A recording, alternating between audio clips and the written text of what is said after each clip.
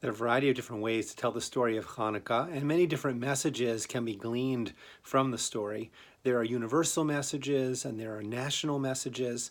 I want to focus for a moment, though, on the word Hanukkah and on a religious message that comes out of the telling of the story that we hear in one of the books of the Maccabees, which you can find in the Apocrypha, one of the Jewish books that are not found in the Bible, outside of the biblical canon.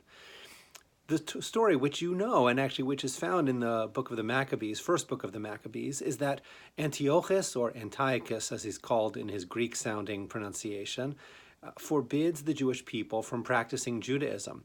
He encourages them to sacrifice things which are impure. He ends up bringing idols into the temple.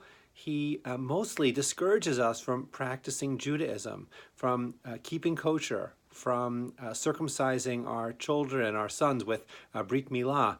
He discourages and outlaws Torah study. He outlaws the keeping of Shabbat.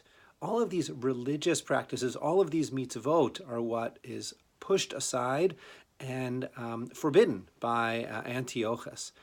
Hanukkah itself, of course, means dedication. We usually think of Hanukkah as the rededication of the temple in Jerusalem, the clearing out of the idolatrous worship, and the reinstitution of the proper sacrifices according to the Torah.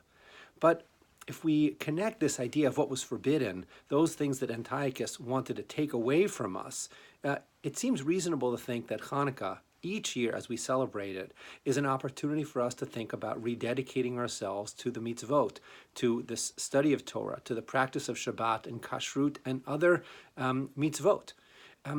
It's not that the universal messages of freedom, which you find in the story of Hanukkah, the power and the independence of the Maccabees and the pushing out of foreign influence, don't apply today. We could think of those in a whole variety of ways, but we shouldn't forget that one of the things that the Maccabees most wanted was the ability to practice Judaism.